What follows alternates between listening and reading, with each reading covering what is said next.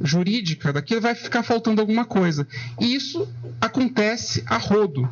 Então, vamos lá, vamos tentar perceber como isso acontece na prática e, de novo, vamos manter fiel àquilo que eu me propus. Eu vou trazer muita coisa do que é da PFN e tal, mas também com a ideia muito honesta de sempre tentar explicar e tornar isso uma experiência tão clara quanto agradável, né, para vocês.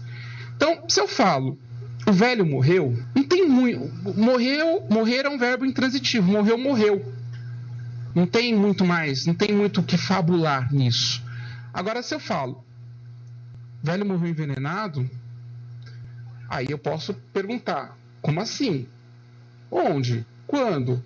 Suicídio ou assassinato? Com a simples caracterização aqui, a simples adjetivação desta morte, o velho morreu envenenado, a minha cabeça, eu, Homo sapiens, a quem essa revolução cognitiva aproveitou, e aproveitou por quê? Só para fechar o raciocínio. De acordo com Harari, é que isso faz com que a gente acredite em coisas que não existem, e isso nos dá um senso de coletividade. Ele até faz uma piada. Um macaco nunca vai trocar um cacho de banana para alcançar o reino dos céus. O humano poderia trocar alguma coisa que ele tem por uma vantagem, por uma coisa que ele entenda que é transcendente, porque ele consegue figurar esta realidade transcendente. Ele não é simplesmente a comunicação daquilo que é tátil. Então, essa revolução cognitiva nos faz apresentar esse tipo de pergunta que é natural. Vocês não foram induzidos aqui. Muda a perspectiva e a percepção sobre o velho morreu e o velho morreu envenenado. Porque a gente começa a criar linhas narrativas na nossa cabeça. Porque surge um conflito em potencial. E ao surgir um conflito, e eu vou falar bastante de conflito, existem possibilidades de trama. Então, o storytelling, que é essa expressão importada do inglês, é o desenvolvimento desse conflito em uma narrativa estruturada. E dentro de uma obra ficcional, ou é trabalho do escritor, ou é trabalho do roteirista. Aí eu digo, a empresa fechou as portas. Mesma coisa, isso acontece todos os dias. As empresas fecham as portas, outras empresas nascem e a economia segue. Mas se eu digo, após praticar fraudes, o processo mental é basicamente o mesmo. Houve sucessão? Tem laranja no meio da história? Tem offshore? Tem dinheiro protegido em algum lugar fora do Brasil? Tem grupo econômico? Isso, no nosso trabalho lá da PGFN, surge na investigação. Então, com os incrementos que aconteceram nos últimos anos, em termos de tecnologia da informação, hoje a PGFN tem muito mais acessos a dados, o chamado Big Data, e consegue verificar a vida de uma empresa, a vida de um sócio de uma empresa, a vida de um empresário. Surgem as provas, e aí vem o que eu estou aqui classificando nesse recorte de storytelling jurídico, que é a organização de fatos e provas em uma narrativa estruturada, que é um dos trabalhos do Procurador da Fazenda Nacional. Então, corta aqui para a corregedoria.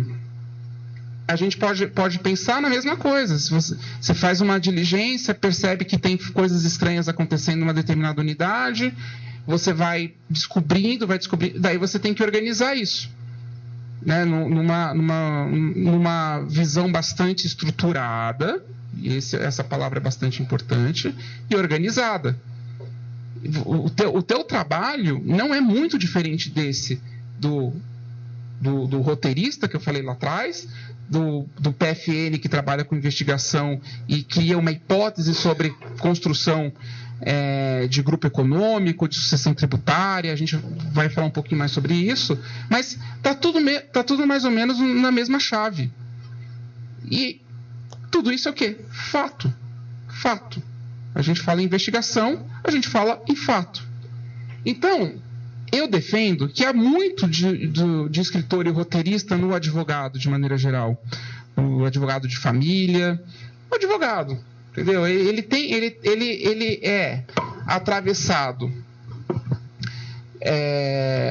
Vamos lá, primeiro fazer a comparação. Essas habilidades são preocupações tanto do roteirista como do advogado. Atrair e segurar a atenção do público ou do juiz. Realizar encadeamentos lógicos. Hierarquizar fatos e argumentos. Todas essas duas figuras, elas vivem da mesma matéria-prima, que é o conflito. E quando eu falo em roteirista, e em algum momento eu me dei conta disso, que era importante dizer, não necessariamente eu estou falando de uma obra ficcional. Talvez vocês consigam entender esse paralelo com maior clareza pensando no documentarista. Ele igualmente trabalha com fatos, ele igualmente colhe esse material na vida, ele igualmente organiza e mais, ele toma partido. Hoje, nos serviços de streaming, vocês têm muito acesso a documentários e eu acho que é uma peça audiovisual muito interessante. Antes ninguém saía para alugar documentário. Hoje a gente ouvia no que passava na TV e agora a gente tem mais acesso, dependendo do interesse de cada um. Eu vejo bastante pessoas falando de documentário. O que não se percebe muito é que o roteirista, o diretor, toma partido. Então, por exemplo, se a opção é em colocar uma voz off, que é, por exemplo, uma coisa que o Padilha faz muito, né? Ele começa como documentarista, depois ele vai para ficção, mas ele fica basicamente o tempo todo em torno do mesmo problema que a segurança pública. Quando ele coloca uma voz off, ele toma partido. Não é ele, Padilha, falando, mas aquilo é um texto que se associa a uma determinada imagem, um determinado momento, e vai guiando a audiência. Quando se coloca um determinado tipo de música, né, que é, por exemplo, o Alan Moore, que é um documentarista americano, né, que ele é democrata e vive pegando no pé dos republicanos e fazendo um pouco essa coisa do espantalho, né? Vai lá, tira um barato do Bush, daqui a pouco tira um barato do Trump. Ok. Mas assim, desde logo, quando eu vou ver um filme dele, eu sei desde logo qual é o lado dele. Ele é um documentarista. E a mesma coisa a gente, quando faz esse trabalho, a gente toma um partido. Quando eu coloco, por exemplo, um fato, vamos dizer, mais impactante logo no começo, né, da minha estruturação, eu estou querendo um resultado com aquilo. Na hora se eu coloco na linha cronológica, sem me preocupar muito com isso, talvez esteja optando por uma neutralidade maior. Tudo isso faz diferença. Mas o que se tem aqui é aquilo que eu falei lá atrás. Eu falei, eu não vou ser dogmático por um ponto. O advogado ele tem que ter aptidão para entender o conflito, hierarquizar o conflito. E aqui isso é muito claro. Porque entre todos os fatos que a gente pode contar, um é mais importante que o outro. E é uma forma de organizar o conflito, é uma forma de hierarquizar esses eventos. Então, o conflito, se você vai ler, por exemplo, obras envolvendo fazer literário ou roteiro de cinema, sempre alguém vai falar, não existe obra literária, não existe filme sem conflito. E eu realmente não consigo pensar num filme que não tenha conflito. E eu, tão logo eu me dei conta disso, ou tão logo eu aprendi isso, para mim se tornou um exercício bastante inquietante e divertido ver filmes ou ler livros e me perguntar qual é o conflito. Porque às vezes o conflito que é dado, né, é só uma pátina.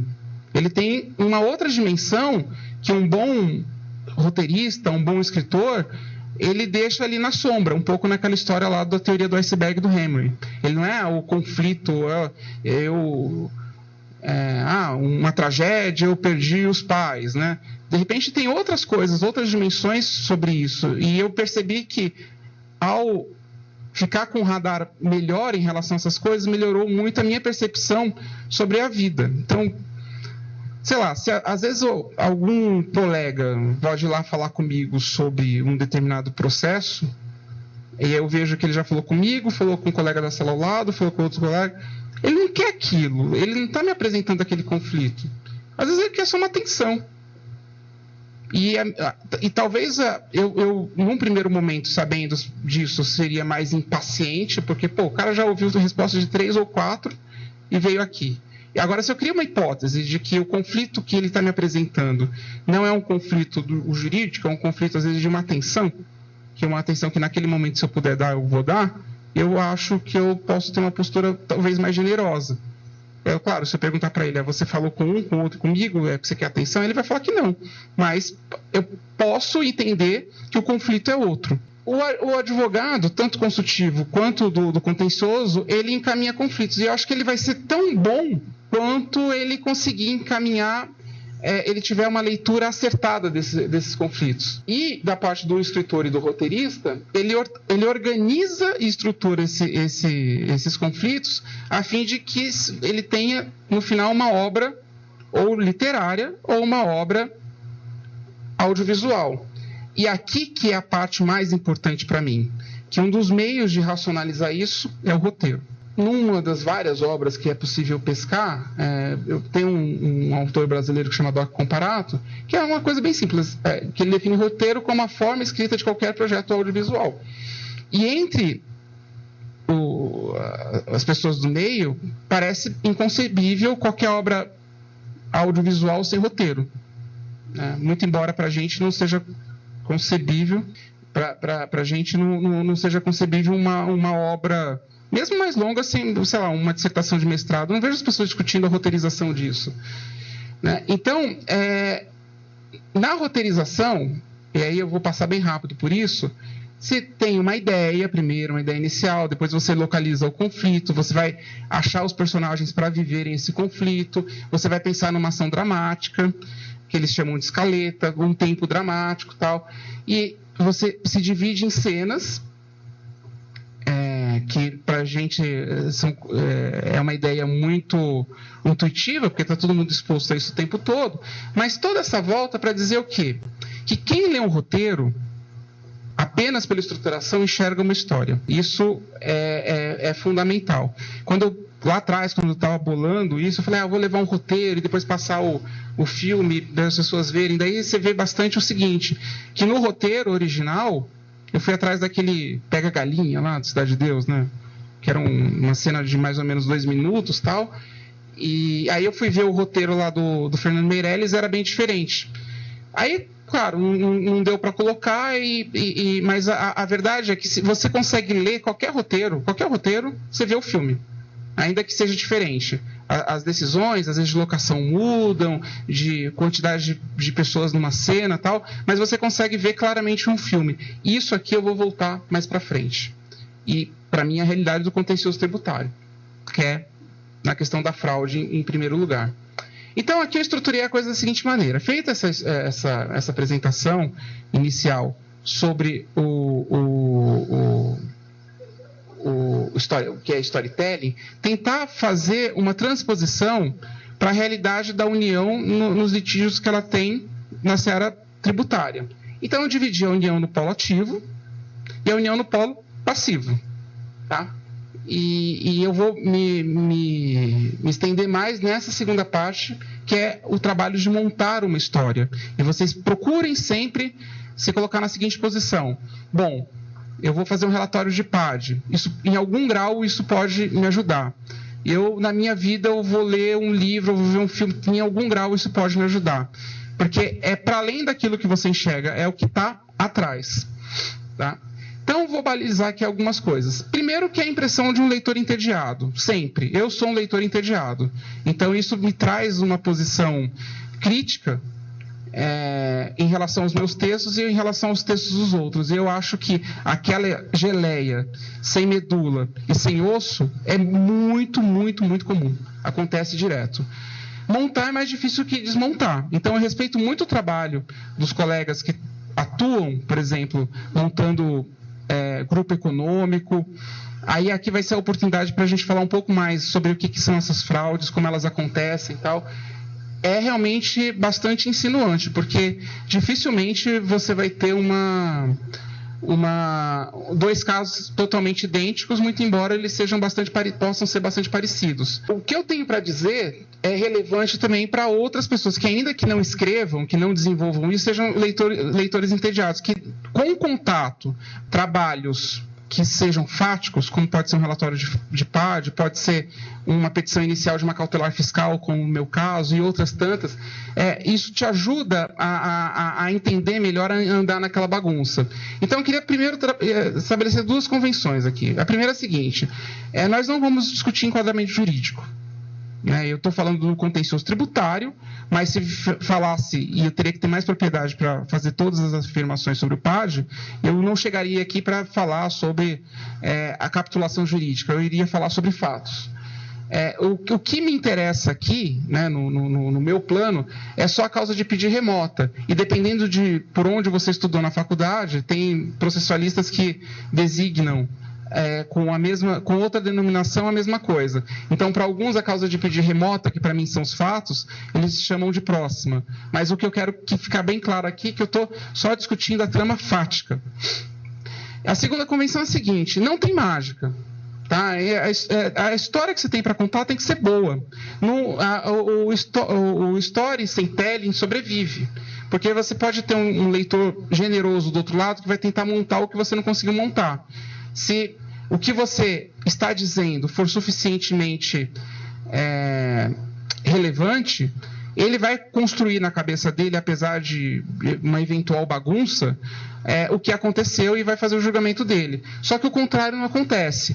Telling sem story morre. Então não adianta vir aqui falar de uma técnica de narrativa se a gente não tem uma boa história para contar. Isso vale para tudo. Tá? Então aqui vem uma parte mais viajante, mas eu acho que ela é tanto funcional aqui para a gente, como premissa, e ela também pode compor um repertório de cultura geral bastante interessante. O Joseph Campbell, que ele era um mitólogo, em 1949 ele publicou um livro chamado O Herói de Mil Faces.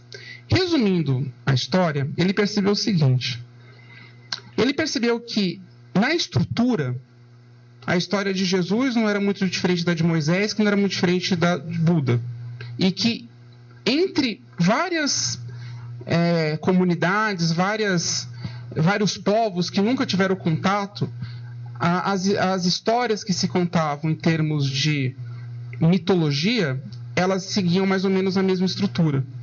Então ele foi desde dos gregos, foi passando por culturas africanas, chegando na história de Jesus, Buda, Moisés. Ele percebeu que tem mais ou menos o que se chama a jornada do herói. Eu não vou detalhar a jornada do herói, mas eu queria que vocês entendessem como isso virou um produto na mão de Hollywood. Porque boa parte dos filmes que a gente vê, principalmente os filmes de aventura, seguem essa estruturação. O mundo comum, chamado Aventura do Shrek, passando por Star Wars, e ainda esses que tem 1, 2, 3, sempre mais ou menos vão seguindo essa estrutura. E aí eu diria até, que na verdade é uma estrutura de transformação do personagem numa história que queira ser de transformação e que ela se coloque nessa posição, de colocar o personagem dentro de um arco. Isso aqui vale para a vida. Então, por exemplo, numa vida acadêmica, o cara entrou não queria entrar no mestrado, daí alguém falou, não, você deveria, aí ele recusa, depois vem alguém com maior ascendência sobre ele, fala, ele aceita, daí ele cruza um limiar, ele tem dificuldades no mestrado, ele tem pessoas que atacam, que ele se coloca em dúvida, num plano, às vezes subjetivo, mas também com uma certa externalidade. A gente pode contar várias histórias, que esse é o mundo desconhecido, vamos dizer, o mundo da academia. Daí ele vai, supera e volta transformado. Isso pode valer para um profissional que está fora de Brasília, ele recebe um chamado para trabalhar aqui e tem uma série de dificuldades nesse mundo desconhecido, e ele em algum momento volta transformado para o lugar dele. Isso pode valer para um juiz federal que é chamado para ser ministro, e ele tem uma série de dificuldades, enfim, pode acontecer com diferentes atores. Essa história já foi muitas vezes contada. Mas o que o Campbell disse, e ninguém tinha dito, é que na verdade existe um monomito. Ele diz, todas as histórias já foram contadas. A nossa cabeça pensa dessa forma. tem um monomito. Então, existe um certo sequenciamento, você pode suprimir um outro tal, mas está tudo ali. E aí, o que eu falo? O que eu venho pensando nos últimos tempos?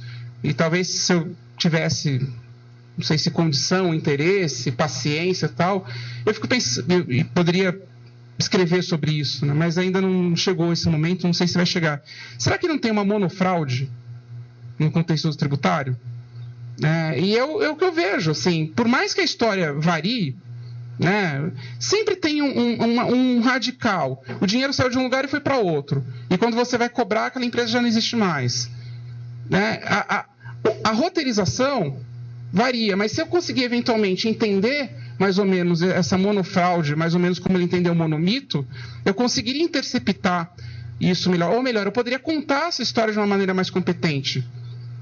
E eu acho que essa base ela é bastante importante, nem tanto por isso, é um aspecto que é pouco notado, que é algo menos comentado do livro, que ele foi lá no Jung, eles eram mais ou menos contemporâneos, né? O Jung mais velho, mas conhecia bastante a obra do Jung, e o Jung falava o seguinte: olha, nós já conhecemos essas histórias antes delas serem contadas. Isso, de alguma maneira, está no inconsciente coletivo.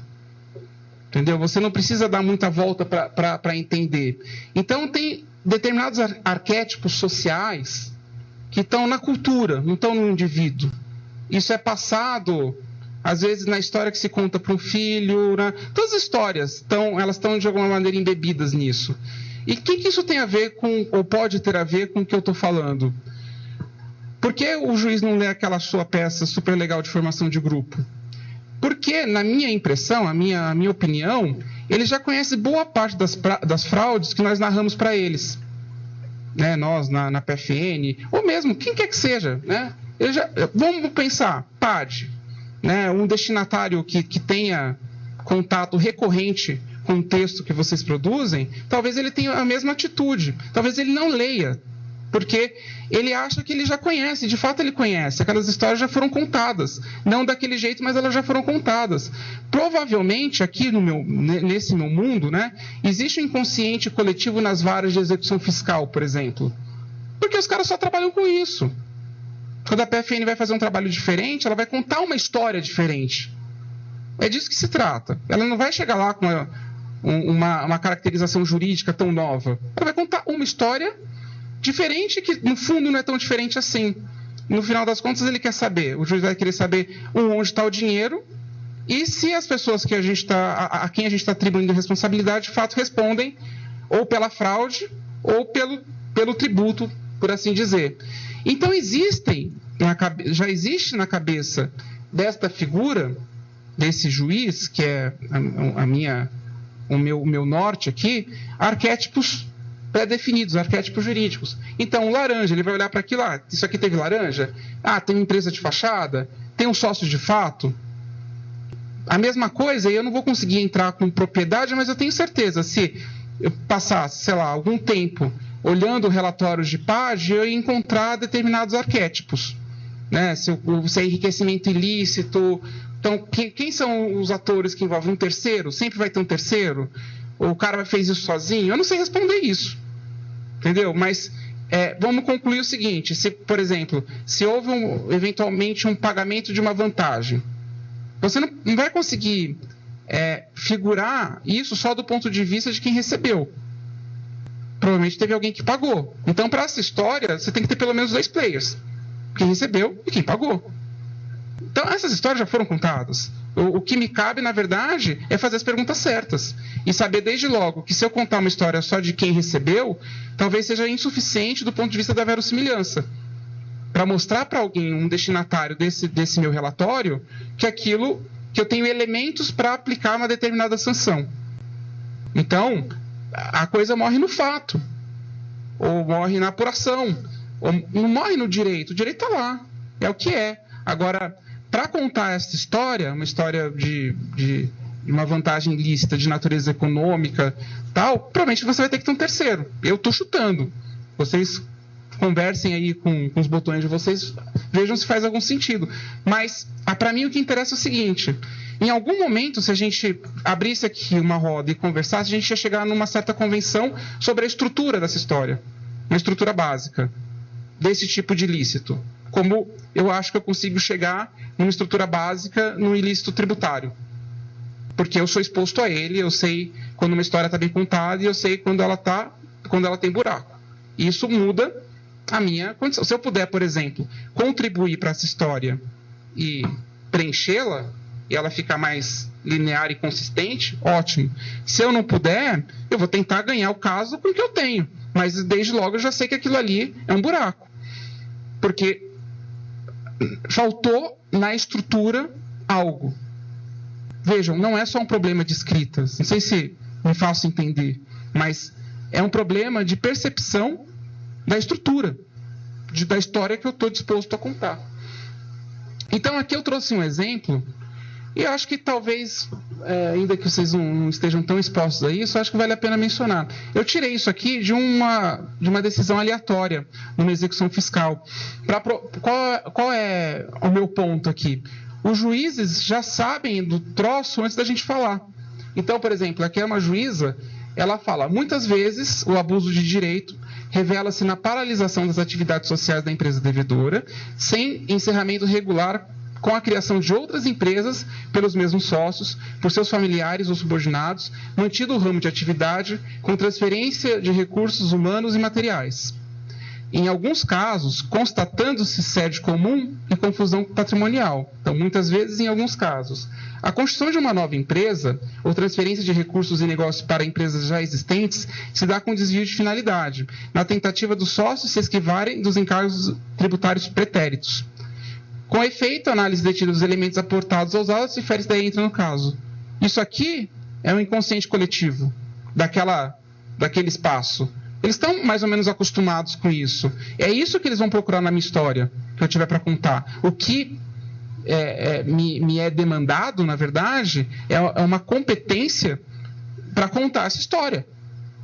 Né? E com mais eu entender da estrutura daquela fraude, como aquela fraude se dá, mais eu consigo desenvolver. Vou dar um exemplo para vocês, que é um exemplo técnico, mas eu acho que é acessível a todos. Na sucessão, o que é a sucessão? Uma empresa comprou a outra.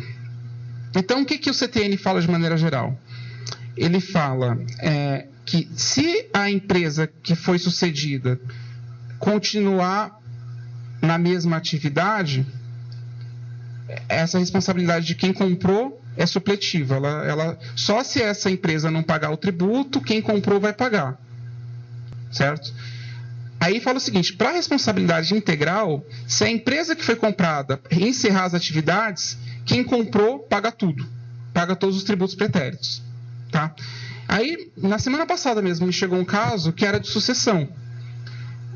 Aí o que a gente tem tentado fazer lá, na medida do possível, eu falei para vocês, eu trabalho em segunda instância. Então, eu tenho tentado abordar os colegas de primeira instância para tentar participar, pelo menos, da estruturação dos agravos deles. Né? A gente trocar figurinha, eu aprendo bastante, acho que eu tenho condição também de passar algumas coisas sobre o tribunal, tal. E aí a gente convencionou o seguinte, que antes mesmo de interpor o recurso, a gente faria isso em 4 mãos, tal, para o negócio já vir mais redondo, né? O tribunal pensa assim, o tribunal pensa assado, tal. E era um caso de sucessão, e aí o que acontecia lá? Na minuta inicial, se contava muito o que aconteceu com a empresa que comprou. A empresa tem muitos ativos, a empresa isso, a empresa aquilo, ela é isso, ela faz, ela acontece, não sei o que, tá. Mas se queria caracterizar uma sucessão integral. E para caracterizar uma sucessão integral, como eu lhes disse, é inexorável, é inevitável que você diga o que aconteceu com a empresa que foi comprada. Se ela ainda existe, essa responsabilidade não poderia ser atribuída para a empresa que comprou, ou se ela foi totalmente extinta. Aí sim eu vou poder cobrar da empresa sucessora a integralidade dos débitos pretéritos. Aí eu fiz essa observação, falei, está faltando alguém nessa história. Você dizer o que aconteceu com a empresa sucedida. Ela foi totalmente ela mudou o objeto social dela, ela foi extinta de fato, o que aconteceu com ela? E realmente, eu fui ver os julgados daquela turma, daquele tribunal, eles sempre começam assim, a empresa fechou as portas, blá, blá, blá, blá, blá, não existe mais. Então já sabe que é responsabilidade integral. Aí vai para a empresa sucessora. E eu entendo também porque a colega colocou tanto a questão da empresa sucessora. É porque onde está o dinheiro. Então a gente fica no afã de responsabilizar quem vai conseguir pagar o tributo, que a gente acaba esquecendo um ator muito importante nessa história de sucessão, por exemplo. Então, todos esses ilícitos, todos esses fatos, todos esses acontecimentos, eles têm um certo denominador comum. Tem uma monofraude por trás, como tem, de certa maneira, um monomito. Então, aí especulando um pouco sobre a atitude desse leitor, né? No meu caso, o leitor é o juiz. Então, o que o leitor faz? Esse juiz, o que ele faz? Eu sei que ele faz isso. Ele não vai começar lá, excelentíssimo senhor doutor, blá, blá, blá, juiz, né? Trata-se de que... Ele vai correr o olho. Ele vai procurar os modais de fraude e arquétipos com os quais ele está acostumado, que já estão incorporados no inconsciente coletivo dele. Ele não vai se interessar tanto pelo texto. E aí eu começo a desmistificar um pouco a história do escrever bem e falo, se você estrutura bem e escreve ok, você escreve muito bem. Agora, se você estrutura mal, escreve muito bem, escreve lidamente, o teu resultado não vai ser alcançado, porque ele vai se desinteressar pelo texto, porque ele não vai conseguir se achar. Ele quer o quê? Ele quer entender a sua estrutura narrativa. E não é o que ele faça... conscientemente, é mecânico, porque ele está acostumado com aquilo. Então ele quer entender mais o seu roteiro do que o seu texto. Ele quer saber como você programou, como você planejou aquela história para ser contada para ele, do que exatamente se aquilo, a capitulação é A ou B. E eu posso apostar que não é uma atitude muito diferente de um corregedor geral, por exemplo, quando ele recebe um texto. Ele quer saber o fato. Ele quer saber o fato. E não tem muita possibilidade de copia e cola no fato, se a gente for parar para pensar bem, porque cada fato é um fato. Você tem, na verdade, ocorrências que são próximas, né, os ilícitos, seja lá o que for, mas os fatos são muito particulares. O tempo dramático é diferente, a ordem que você conta pode ser diferente. Ele vai se interessar por isso. Se você tem dúvida de que você vai ser lido, não tenha dúvida que você vai ser lido quanto aos fatos que você escreve no relatório, por exemplo.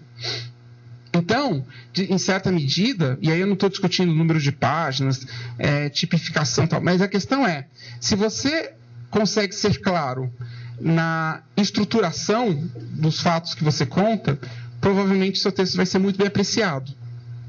Não por uma decisão, não por uma deliberação, é porque está no inconsciente. Entendeu? Essa coisa que o Jung fala, está no inconsciente.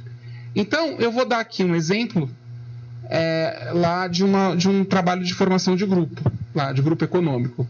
Então, aí o trabalho ir do texto para o roteiro. Pegar um texto, isso é uma coisa que eu faço bastante.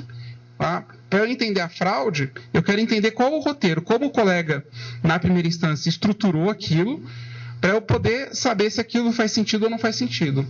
Então, eu peguei um texto, tinha umas 70 páginas essa petição, e aí por isso que eu não gosto de falar muito de páginas, porque nesse caso, de fato, era necessário. Era um grupo maior, tinha vários cambalachos lá, passava de uma empresa para outra, operava com uma empresa, mas faturava na outra, tal.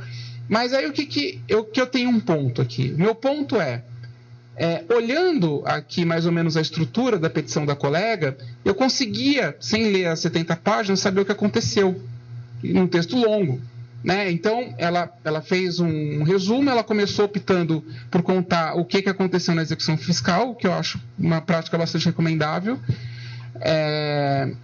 Aí ela fala, essa empresa, essa executada que a gente chama de executada originária, TMB, ela paralisou suas atividades com insolvência, é uma descrição. né,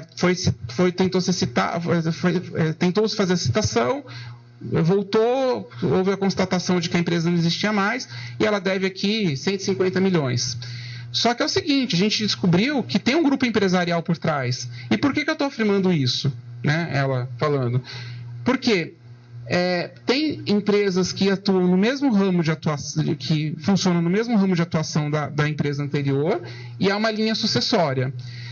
Existe uma marca dessa empresa que é compartilhada por outras empresas. Então, apesar dela não ter sido localizada nos autos, existe uma marca vinculada a ela que outras empresas estão explorando.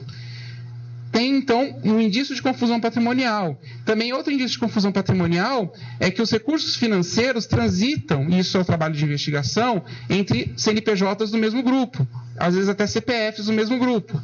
Também outro indício de confusão patrimonial. Houve aquisição de imóveis por uma dessas empresas. E esses imóveis, eles também são compartilhados na sua operação. E mais do que isso, existe um pivô dessa fraude, que é um sócio de fato. O que é um sócio de fato? Só para deixar claro, para colocar tudo na mesma página. É um cara que não aparece na junta comercial. Então, ele é o manda-chuva da história, só que ele coloca o filho, ele coloca um funcionário que ele confia mais, tal, mas ele que manda. Então, quando a gente consegue caracterizar por A mais B que existe uma administração de fato numa empresa ou num grupo de empresas, a gente consegue fazer o link entre uma empresa que ela já é dada por inativa, com outras empresas que estão plenamente ativas, faturam, geram riqueza e que, na prática, elas sucederam anterior. Elas são um grupo econômico e sucederam na prática.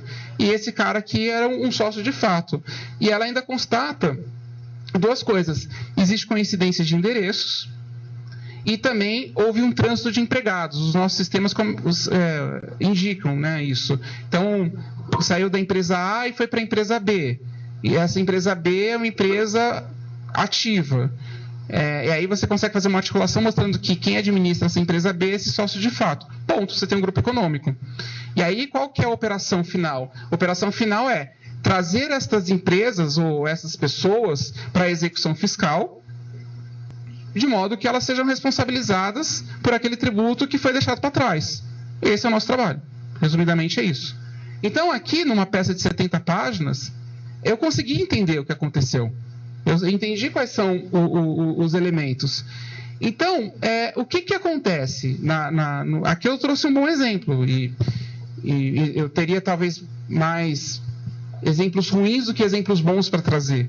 Porque é muito confuso. Porque as pessoas não planejam.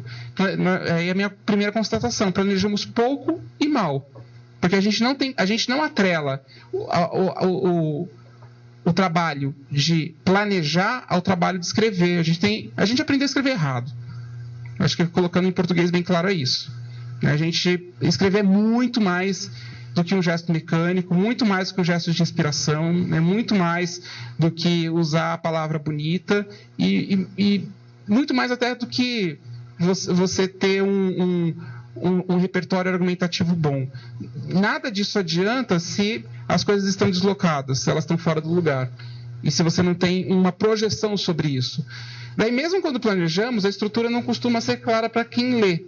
Então, tem alguns problemas, que é o problema do movimento, que eu falei lá atrás, né, dos silogismos e tal. Ou você tem um texto que não sai do lugar, então você vai cansar o seu leitor, ele está no mesmo eixo, aquele texto está estacionado e tal, ou avança rápido demais.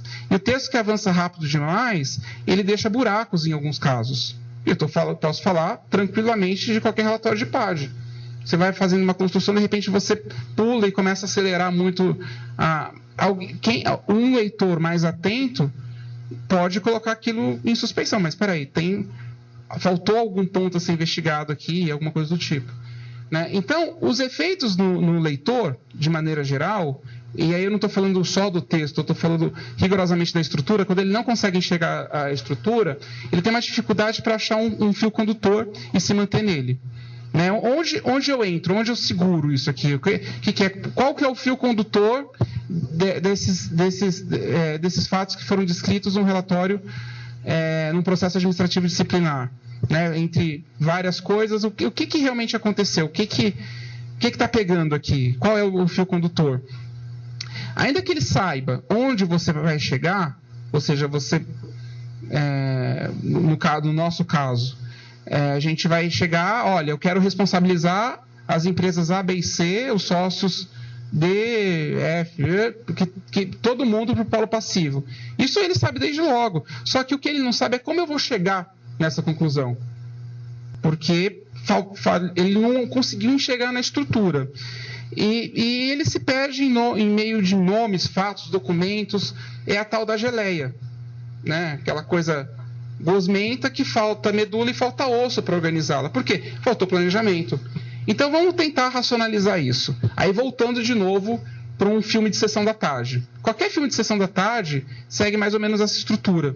Isso é um modelo padrão entre os roteiristas de como realizar uma obra audiovisual de entre 1h30, 2 horas, tal. É mais ou menos isso. Eu não vou falar ponto por ponto, mas você faz determinadas antecipações no primeiro ato, você faz a apresentação do conflito, você faz dos personagens, alguma coisa que pode aparecer lá na frente, o conflito emerge. Quando o conflito emerge, você mudou o ato. Então você vai começar num outro giro, porque você vai complicar o problema, fazer o personagem sofrer bastante, fazer o teu espectador acreditar que aquilo não vai ser resolvido, e vai tentar levar a ação ao limite para você gerar crise. E a crise ela é preparatória do clímax, né? E aí as coisas se resolvem e a coisa termina, né? Então é mais ou menos em 3 atos. Como eu vejo mais ou menos isso no nosso trabalho lá de redirecionamento de execuções fiscais. Aí vocês façam as adaptações necessárias para a realidade de vocês. Mas a estrutura mais usual, que é apresentar o caso, uma situação desestabilizadora, então apresentou o caso. A empresa deve tanto a título de tal coisa. Situação desestabilizadora. Não pagou, tenta incitar, assumiu. O conflito emerge de solução irregular. Isso é o ponto deflagrador, é o gatilho para o nosso trabalho de formação de grupo econômico.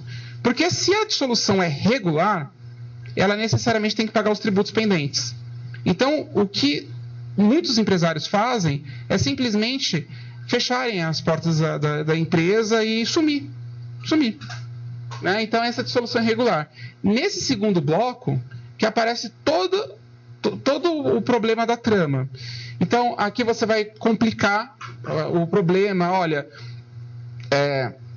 eu sei que esse patrimônio já está aqui, agora ele está sendo alienado, estão acontecendo coisas, eu preciso de uma tutela rapidamente. Esses recursos foram transferidos da empresa A para a empresa B, agora já estão na empresa C.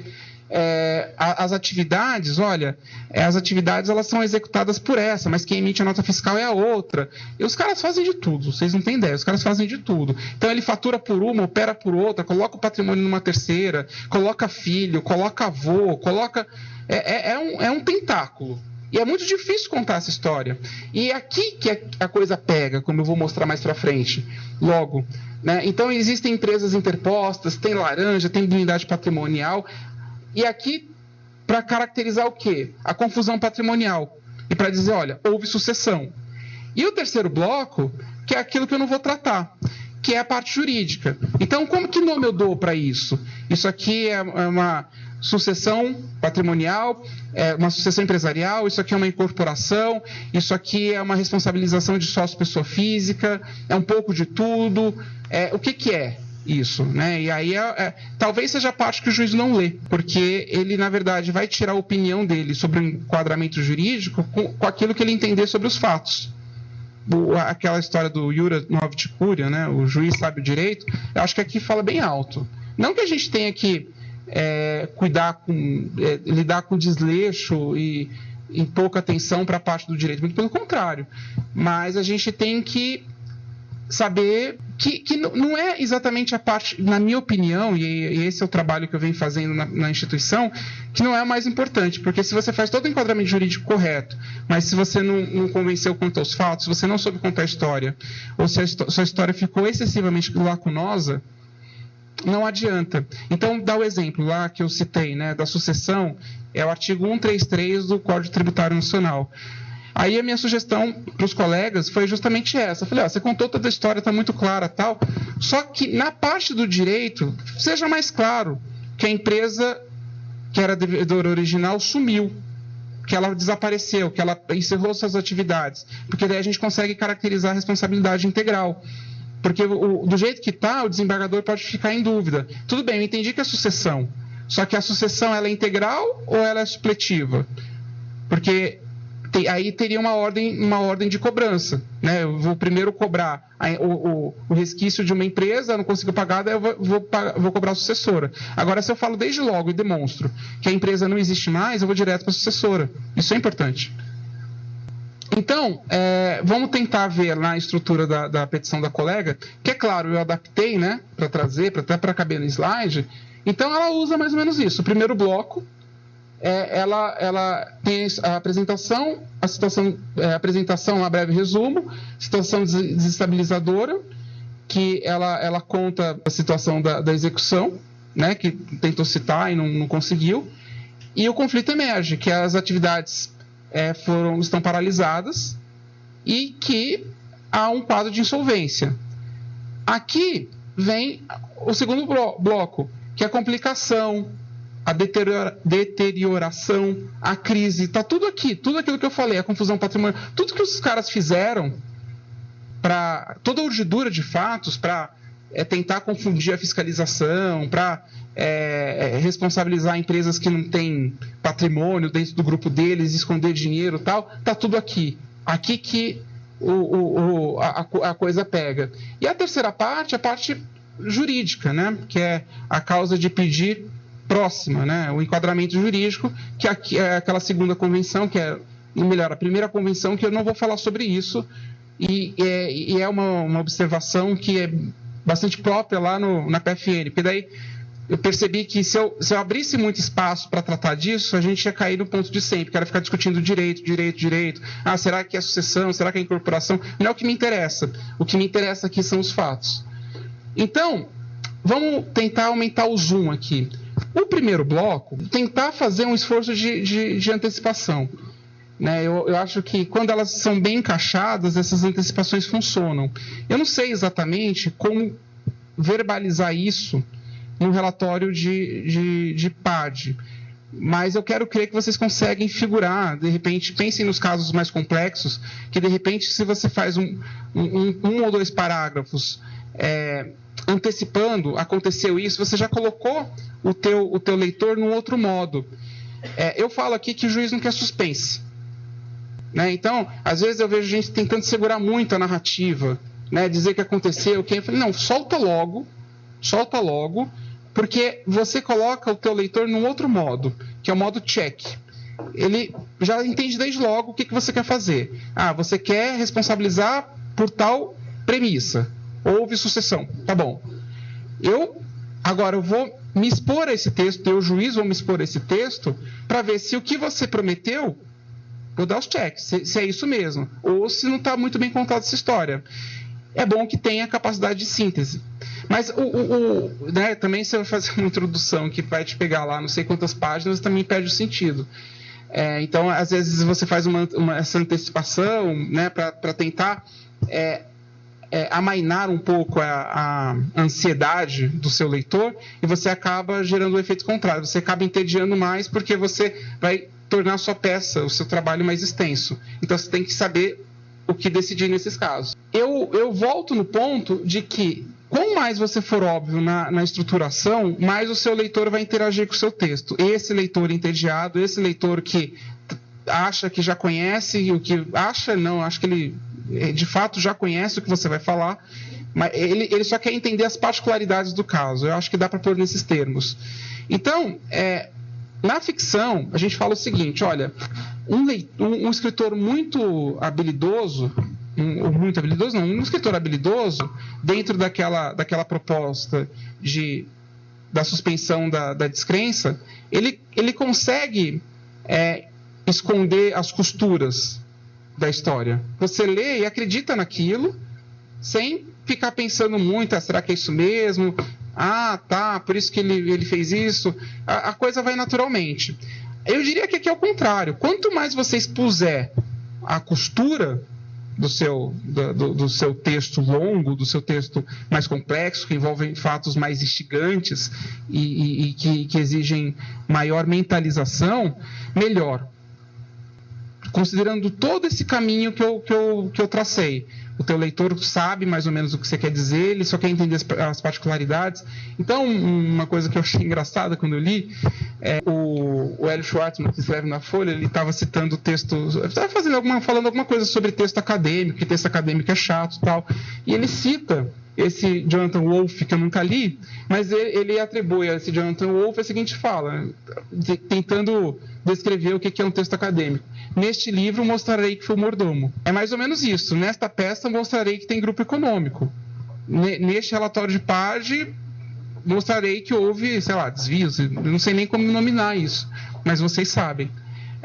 Então essa previsibilidade coloca o teu leitor, tá, então é aqui que ele quer chegar, né? Mas o ponto crítico mesmo, e aqui que eu, falando numa linguagem de roteiro, é aqui que eu vejo muito erro de continuidade, é no segundo bloco. Então, o que acontece aqui? Parece até natural. Assim, quando você não estrutura, então você não sabe exatamente como falar aquilo, né? Você sabe o que dizer, mas você não sabe como falar. Você faz uma opção, que normalmente é uma opção cronológica. Então você começa a contar a história. A empresa ela fazia isso, daí ela foi citada, daí tentaram citar, isso aqui vai contando tudo o que aconteceu numa linha cronológica. Quando você entrega essa proposta de estruturação para o magistrado, ele entendeu. Então ele vai contar isso nos fatos linearmente, de uma forma contínua e organizada a partir disso. Só que tem um problema. As fraudes elas têm se tornado tão sofisticadas e tão complexas que a linha cronológica não dá conta disso mais o tempo todo. Então a coisa começa simples e cabe nesse modal da cronologia, só que daqui a pouco você começa a ter fatos paralelos. E daqui a pouco você começa a ter fatos que não são tão relevantes. Mas por uma certa fidelidade à cronologia, você menciona, aí fica um remendo, na verdade. Porque em algum momento esse seu leitor, que quer entender aquela história, ele está preso àquela ideia inicial que você deixou mais ou menos destacada, que você vai contar cronologicamente. E a narrativa se perde no critério temporal sem que o outro substitua. Então você não consegue, nem você mais, se você for parar para perceber e pensar, você sabe do que você está falando, você sabe onde você quer chegar, você sabe que não está chegando lá, mas você vai continuar falando porque só vai ficar falando do critério cronológico. Uma hora vai dar certo. Né? Só que a questão é o que aconteceu nesse miolo. E muitas vezes o que acontece são erros de continuidade. Ou você dá destaque para uma coisa que não deveria dar, ou você deixa de dar destaque para uma coisa que deveria ser destacada. Então acontece muito isso, emaranhados de pessoas, nomes e funções. Isso aqui é muito forte, assim. Muitas dessas empresas, lá na nossa atividade na PGFN, elas são empresas familiares. Então, vocês podem supor que os sobrenomes são os mesmos. E aí você imagina uma família de 15, 20 pessoas que possa estar envolvida com uma fraude tributária. Você já não sabe mais, você lê, você já não sabe quem é quem. E quem escreve, como escreve às vezes de uma maneira fria e distante e pouco preocupada com o leitor, vai jogando os nomes e o leitor fica totalmente perdido. E a mesma coisa em relação às funções. Né? Se você quer responsabilizar, vamos dizer, o sócio-gerente, ok, então ele está numa determinada linha, mas eu já vi casos que se cita o sócio-gerente, acontece, só que daí no pedido ele não está no pedido, então provavelmente ele não era relevante para aquela narrativa de fraude. Né? Então você vai jogando distrações para o leitor que mais confundem do que organizam. E existe também uma dificuldade de visar esse protagonismo. Então, por exemplo, todo mundo tem entendido o que é o sócio de fato, na verdade é ele que interessa, porque é ele que toma as decisões da empresa. Eu posso ter lá um sócio de direito, que está lá na ficha da empresa, na junta comercial e tal, Só que não é importante porque eu quero falar. Então eu tenho um coadjuvante, um protagonista nessa história. Porque o artífice dela é um sócio, um grupo de sócios de fato que estão por trás. Então tem uma hierarquia. Quando eu falo entender o conflito e colocar isso numa estrutura hierárquica, é mais ou menos isso que eu estou falando. Eu entender que um sócio de fato é mais relevante que um laranja, por exemplo. Ou de uma empresa interposta, que é só uma empresa de passagem, só para o dinheiro passar e ir para outro lugar. Né? Talvez aquilo não seja tão relevante. É bom evitar colocar tudo no mesmo plano, cortando e pensando um pouco no que pode ser um relatório de partes, por exemplo, envolveu, sei lá, uma quadrilha dentro de uma unidade e tal, é a mesma coisa. Né? Quem é que toma as decisões naquilo que você quer figurar como desvio funcional e tal? Eu não tenho muita ideia, sendo bastante honesto com vocês, né, sobre qual que é o grau máximo de complexidade, mas eu suponho que tenha coisas bastante difíceis de serem contadas, porque podem envolver atitudes diferentes e pessoas diferentes. E aqui, voltando de novo a uma figura de roteiro, não sei se vocês já ouviram falar nisso, Deus Ex Machina. O que é o Deus Ex Machina? A coisa vai complicando, o conflito vai sendo tão erodido e aí fica sem solução. E aí é como se surgisse, por exemplo, eu trago um exemplo do cinema, né? 2 exemplos do cinema, um roteirista com uma mão mágica que resolve o problema. O Deus Ex Machina, ele vem, como a imagem, vem do teatro grego, em que tinha muito improviso, então você não tinha roteiro. Né? Então, os atores ficavam no palco, tal, vivendo o conflito, aquela dramatização, e ficava um outro ator suspenso como um deus. Ele era um misto de espectador com alguém em cena. Né? Daí chega uma hora que ficava sem solução. Eis que esse deus suspenso desce, arbitra o conflito, dá encaminhamento para a história e sobe. Deus Ex Machina, um Deus que fica em cima de uma máquina. Então, isso acontece algumas vezes no cinema, em roteiros que às vezes falham. Ou eu cito o Super-Homem, que eu acho que faz mais parte de uma ideia, né? Uma das versões, lá pelas tantas, a coisa vai complicando tal, e de repente o Super-Homem ele começa a dar volta na Terra e faz o tempo voltar. Só que o espectador em nenhum momento tinha noção dessa capacidade dele, e que ao fazer isso, ainda que ele tivesse essa capacidade, seria esse resultado voltar. É como se rebobinasse e vamos tentar de novo. Quer dizer, o roteiro ficou tão complexo e tão insolúvel que é melhor a gente tentar voltar. E no Resgate do Soldado Ryan, então um filme de 20 anos não tem spoiler, né? Então, vamos lá. No final, qual que é a história do Soldado Ryan? Eles estão para além das trincheiras, para além das linhas inimigas, para resgatar uma tropa de americanos para resgatar o Soldado Ryan, né? E foram lá buscar tal. E tem um conflito com os alemães, né? E é o Tom Hanks que vive o papel principal, não é o Soldado Ryan, que é o Matt Damon, mas ele é o oficial que lidera esse pequeno grupo que vai tentar resgatar o Soldado Ryan. E no final, uma das cenas finais é assim, antes dele avançar a linha inimiga, ele manda um rádio lá pro Christopher e fala, eu vou resgatar o soldado tal, tem reforço? Daí ele fala, não tem reforço, né? Não tem reforço, é por sua responsabilidade. Daí ele tem esse dilema ético, se ele vai deixar uma vida para trás e recuar, ele resolve ter a atitude heróica de buscar o Soldado Ryan e tal.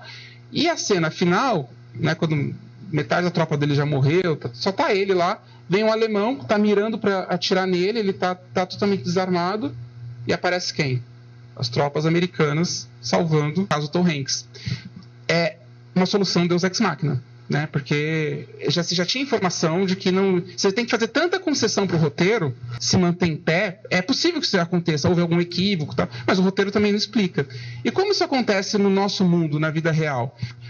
As pessoas surgem do nada na petição, né? Então tá contando lá uma história de grupo, tal, e daqui a pouco surge alguém, e aí você não sabia que aquela pessoa existia, e daqui a pouco ela tá no polo passivo. Eu tenho uma inquietação muito grande com isso, porque a gente está falando de coisas muito sérias. Você está falando de indisponibilizar o patrimônio total de uma pessoa, de uma família, de uma empresa.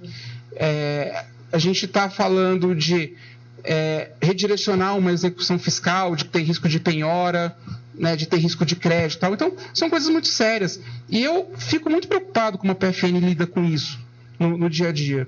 E eu acho que cabe aqui, pelo menos como reflexão, aquela história lá eu não falo isso, é a primeira vez que eu estou falando, mas eu sempre penso, do reitor lá de Santa Catarina, né, que cometeu suicídio porque nada foi provado contra ele e tal. E, aquilo ali era sério, né? O cara foi exposto a um desgaste público, na reputação dele e tal.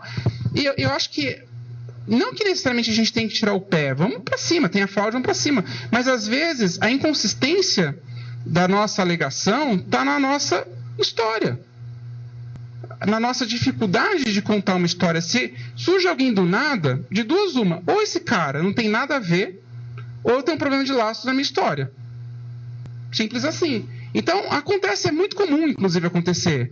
Né? Então, não se desenvolve o vínculo jurídico. Então, por exemplo, ele surgiu, então ele é sócio-gerente. Ele realizou atos naquele período do fato gerador? Porque se ele não tiver realizado esses fatos geradores, é bem defensável que ele não é responsável, por exemplo. Que, pensando aqui em corregedoria, e eu fiz questão de citar me demorar um pouco mais nele, porque passa muito por isso, assim, se a proposta da corregedoria hoje é olhar mais para a qualidade do trabalho, há que se entender que essa qualidade não é apenas textual.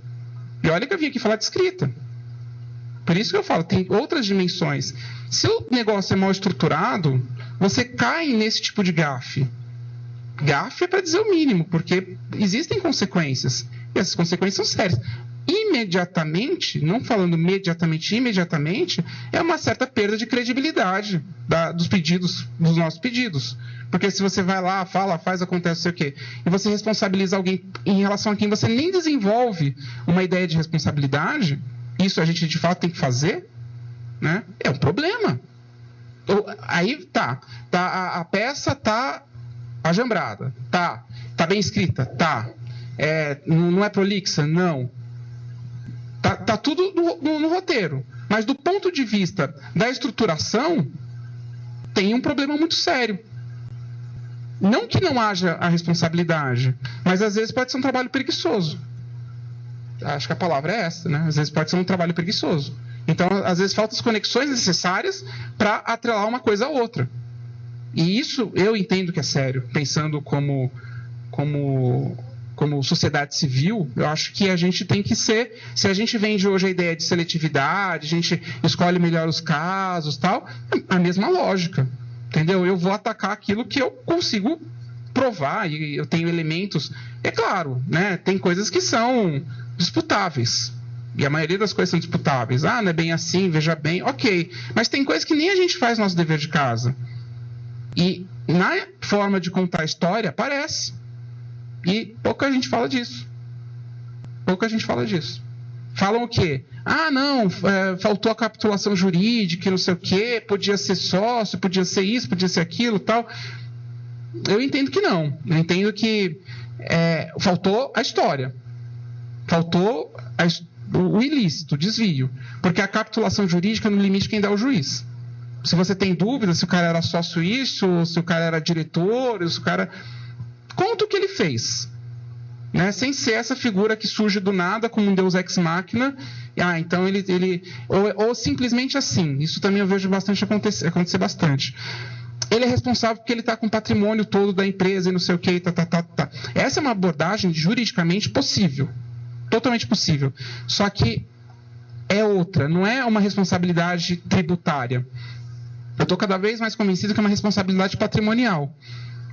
Então, seria um caso, por exemplo, de desconsideração da personalidade jurídica, se fosse uma empresa. Ela não tem a ver com fato gerador, ela não fez a sucessão, ela está com patrimônio. Ela é uma empresa, o patrimônio está blindado nela. Né? Uma empresa de participações, por exemplo. Ela não faz nada, ela, na verdade, só aloca patrimônio, é um receptáculo de patrimônio. Ela não é responsável tributária, na minha opinião. Ela é responsável pela blindagem patrimonial. Então, acho que a gente tem que contar essa história. O que ela está fazendo lá? A que título ela está lá? Eu entendo que ela está no título da responsabilidade patrimonial, não responsabilidade tributária. Então, tentando colocar um pouco a ordem no caos. Então, o óbvio, né? Se eventualmente a cronologia não se fizer bastante, repense. Ou se ela se fizer bastante até um determinado momento, mostre para o teu leitor, ó, agora eu estou indo para um outro caminho, vou falar de outra forma. Então, dá para achar alguns critérios. Condutas que demonstram esvaziamento patrimonial, condutas que demonstram o esvaziamento de atividades, que demonstram a transferência do patrimônio, que a transferência das atividades. Vou contar aqui um caso que eu acho que foi uma decisão bem feliz de um colega lá de São Paulo. Era assim, era um frigorífico que operava em duas chaves. Ele tinha uma empresa operacional, né, matava boi, aquela coisa toda e tal, e tinha uma outra empresa que era patrimonial, que é onde estavam as fazendas, estavam os aviões, então eram duas coisas diferentes, e isso é bastante comum acontecer. E aí era empresa familiar, então todo mundo tinha o mesmo nome, era um time de futebol inteiro, tal, era difícil de entender. E eu gostei muito da percepção que o colega que bolou o grupo teve, porque ele sacou o seguinte, ele sacou que nas empresas operacionais, quem aparecia como sócio eram os homens. E nas empresas patrimoniais, quem aparecia como sócio eram as mulheres. Então, toda vez que eu li, ele falou isso, né, as mulheres do grupo tal, a função delas é alocar patrimônio por meio dessas empresas tais. Os homens, eles têm esse papel de realizar o fato gerador, né, endividar a empresa tal, e esvaziá-la na sequência. E aí eles iam trocando as empresas patrimoniais e racionais, mudando de CNPJ, mas sempre sobre essa linha.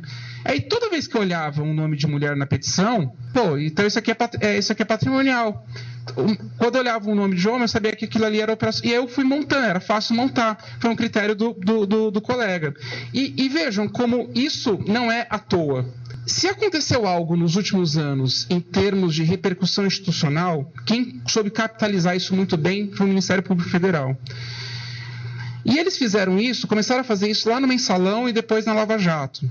Eles redesenharam, para dialogar com a imprensa, as fraudes. Então você tinha lá as capitulações, corrupção passiva, corrupção ativa, concussão, não lembro o que é. Mas o que eles começaram a fazer? Como eles queriam atrelar aquilo a ilícitos de natureza eleitoral, caixa 2 voltado para partido, operação, lavagem, blá, blá, blá, blá, blá, eles começaram a separar o quê?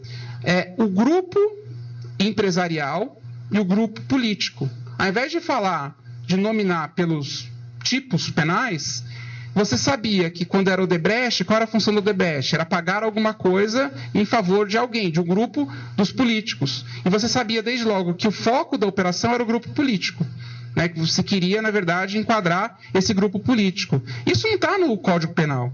Isso não está no Código de Processo Penal, essa organização, né? Isso está na narrativa que o Ministério Público conseguiu montar para dialogar com a sociedade, principalmente com a imprensa. Porque a imprensa logo acolheu isso, essa forma de sistematizar esse ilícito, essa fraude, esses crimes, fora daquela caixinha do juridiquês. Aí sim o tal do juridiquês, mas não o juridiquês relacionado à palavra, o juridiquês relacionado ao modo de pensar. Porque quem vê de fora fala assim, esse dinheiro saiu de onde, foi para onde e por quê? É isso que, na verdade, interessa. Então, saiu do grupo empresarial, foi para o grupo político, para fins de influenciar as decisões políticas no futuro e por aí vai, né? Mas você consegue fazer uma narrativa bastante simplificada de ilícitos bastante complexos também. Vejam como a capacidade de aglutinar e contar uma história é relevante. Você pode ter acréscimos institucionais marcantes e notáveis se você consegue, por meio da storytelling, a forma como você conta, se expressar. E isso, insisto, é totalmente negligenciado. Pense no elenco e nas funções de cada personagem na trama. Faz tempo que eu não escrevo, mas já escrevi de maneira literária e ficcional. Eu sempre acho muito engraçado uma certa curiosidade atávica nas pessoas de saber de onde surgiu aquele personagem. inspirado em quem, e por quê, e tá. E na minha cabeça, que eu tenho uma cabeça bastante estruturalista, eu acho engraçada a pergunta, porque, para mim, personagem é função. Então, ele atua naquele tempo dramático, naquele conflito, justamente para desenrolá-lo. Ele tem uma função ali, né? Não é uma coisa exatamente... Claro, você pode pegar uma outra descrição, uma determinada característica, mas, antes de tudo, ele é uma função. Ele desempenha uma missão dentro daquela história, né? Então, muitas vezes, você quer dar voz para o seu protagonista... Você pode colocar ele no bar conversando com um desconhecido. Às vezes você quer tensionar uma determinada característica de um outro personagem, você o expõe a um terceiro personagem. Né? Não é que é exatamente pensando em alguém, mas é que você consegue demonstrar, sem muita intervenção do narrador, de que tipo de gente se trata ali, né? Naquele universo ficcional. E a mesma coisa aqui. Então, beleza, né? Falando sempre da nossa fraude tributária. Vi lá todo mundo que apareceu, né? Todo mundo é importante, de fato? Porque, vejam, e eu particularmente entendo que ela é uma medida extrema, porque você indisponibiliza os bens do cara. Então, o cara não pode movimentar o dinheiro dele no banco.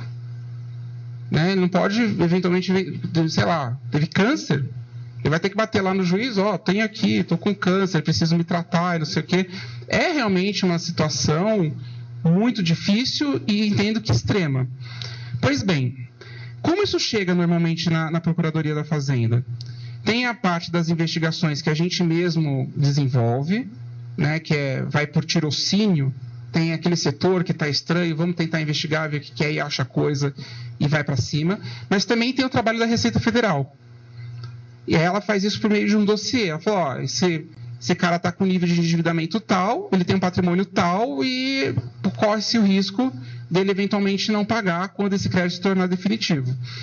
Só que não é ou não deveria ser simplesmente uma provocação. Então tá. Então, recebi o dossiê, isso aqui vai virar uma medida cautelar fiscal, eu vou ajuizar amanhã, pronto, saiu aí mais um pãozinho do forno. O procurador da Fazenda, e acho que isso tem sim a ver com o trabalho correcional, ele tem que ter critério nessa análise.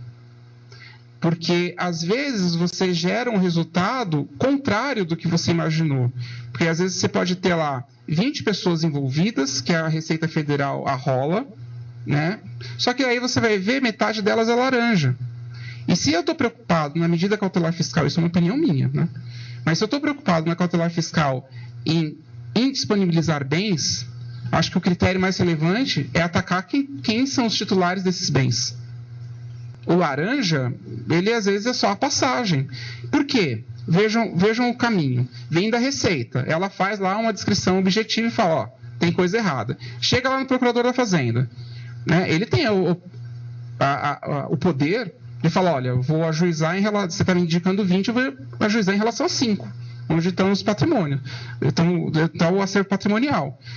Se ele ajuiza em relação a 20, isso eu vi acontecer recentemente, a chance de virar 20 recursos é enorme. Recursos poucos, que vai gerar tudo aquilo que a gente não quer mais. Né, que é aquela litigiosidade, etc. E não são recursos sobre os quais a gente tem exatamente ingerência, porque é o recurso da parte contrária. Então o cara vai recorrer e falar assim, não tem nada com isso. Não tem nada com isso. Ou então pode ser o contrário, o juiz indefere e a gente recorre, né? Então é insistir no erro. Mas vejam que essa decisão sobre o entendimento do seu elenco para você contar a história pode ter uma repercussão direta na vida do processo. Pode entulhar o judiciário com coisa que não tem nada a ver, pode desqualificar o instrumento jurídico que deveria ser excepcional, a gente banalizar.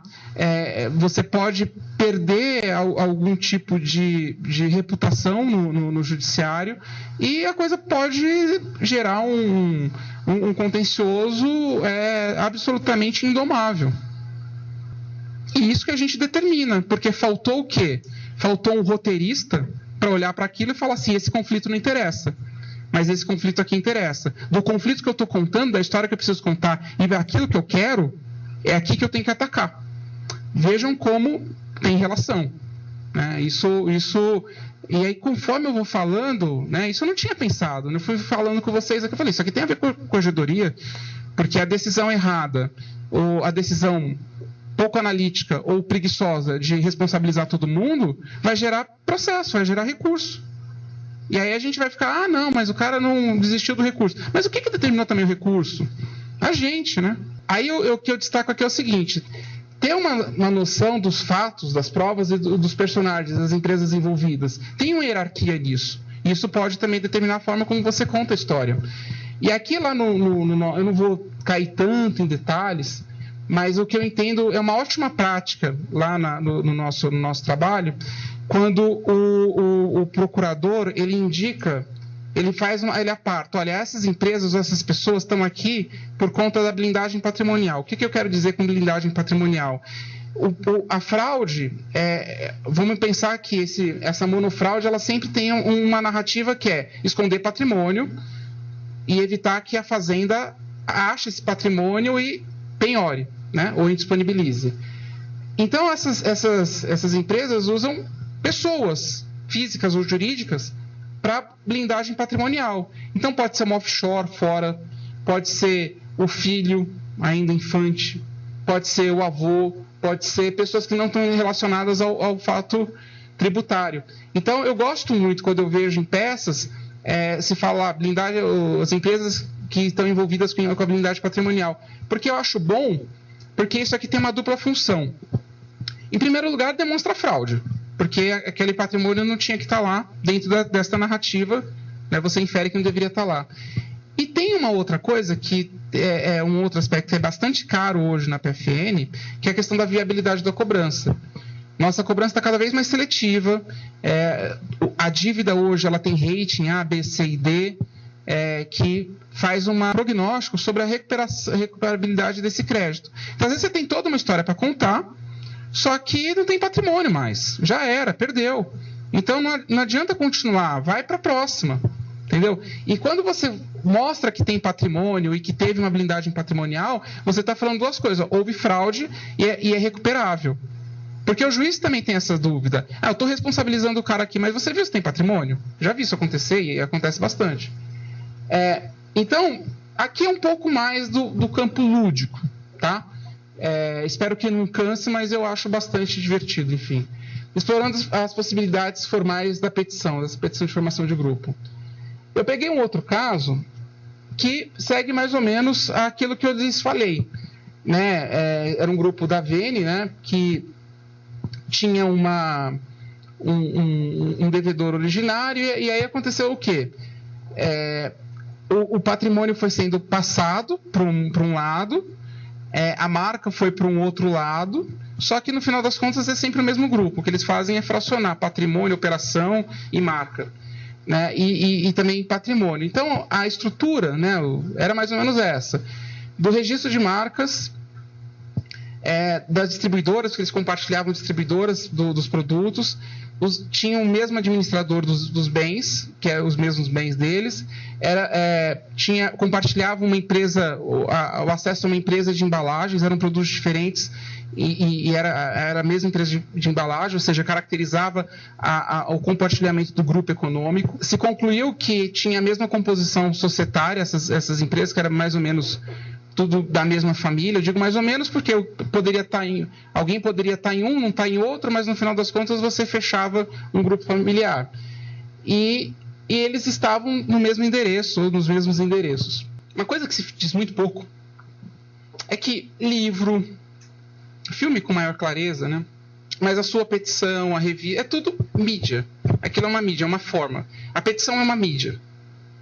Né? Você usa aquilo, o relatório também é uma mídia. Você tem um formato definido para uma determinada finalidade. É uma mídia. Eu acho interessante, às vezes, explorar as possibilidades desta mídia petição. Né?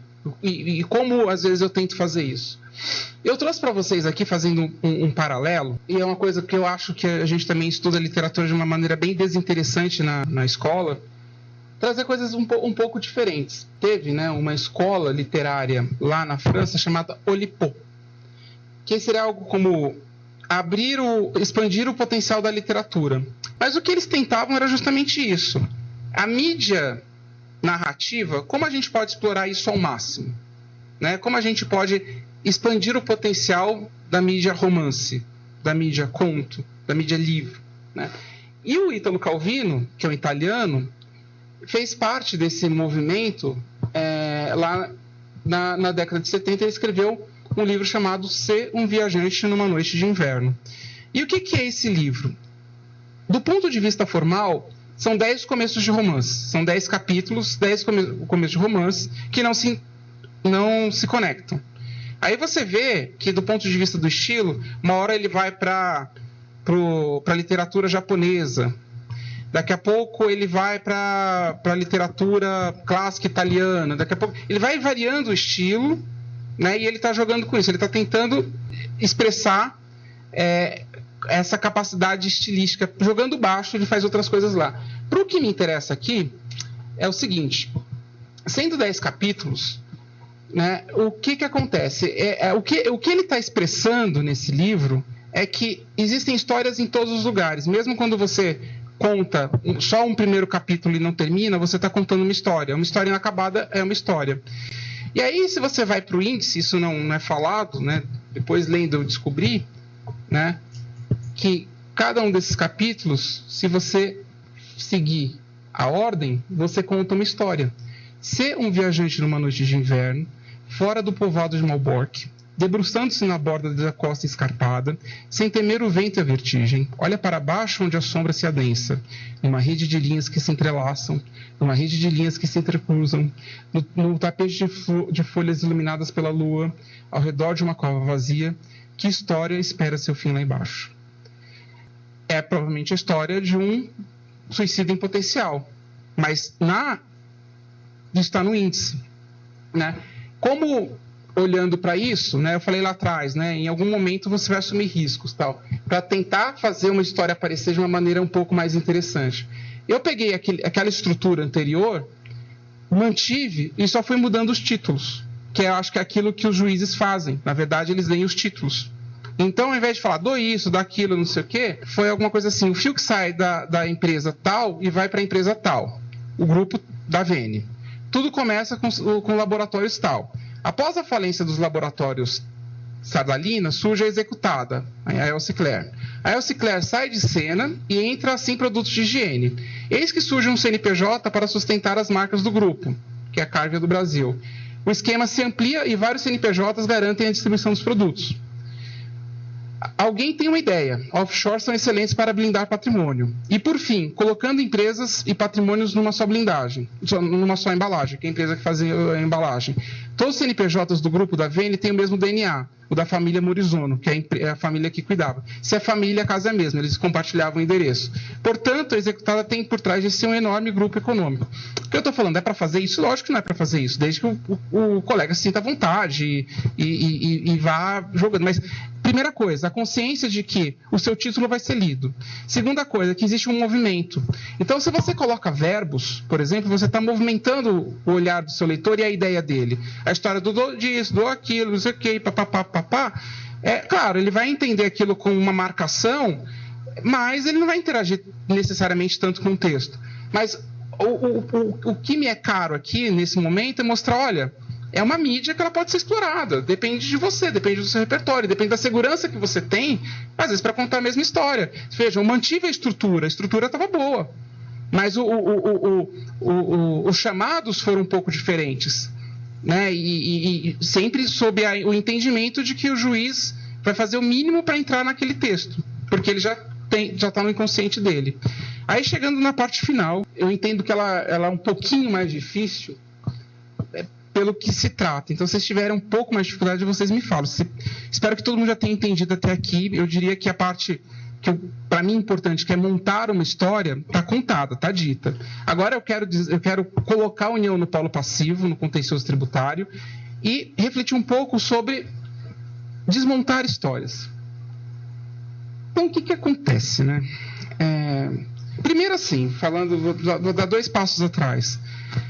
A forma como a gente aprende tributário na faculdade, ela é muito dissociada da vida real, né? Então fica aquela coisa semiótica lá, dependendo de por onde você estuda, tal, é bastante desinteressante, e a vida vivida no contencioso tributário, eu nem sei se ela é mais interessante ou menos interessante, eu só posso dizer que ela é muito diferente. E uma coisa que eu venho, a minha escola de formação é o contencioso civil.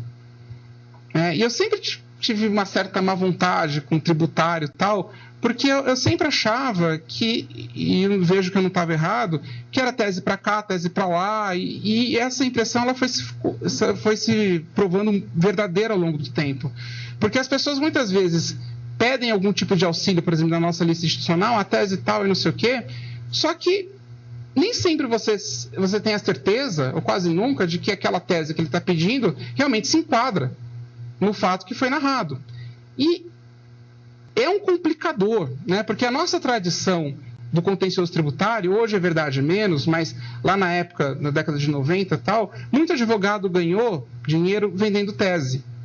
Então ficou muito característico, assim, uma coisa muito marcada do contencioso tributário ser um espaço de tese disso, tese daquilo. E eu acho isso um empobrecimento, porque a minha percepção é que as pessoas falam de teses como uma forma de se esconder para não falar dos fatos.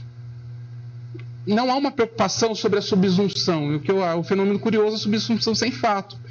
Porque quando eu falo em conflito, eu não falo em conflito, o fato gerador aconteceu ou não. O advogado tributarista entende que não é problema dele, o procurador da Fazenda entende que não é problema dele. Isso é problema da Receita. O advogado entende que é problema do contador. Nunca está no operador do direito o problema do fato gerador.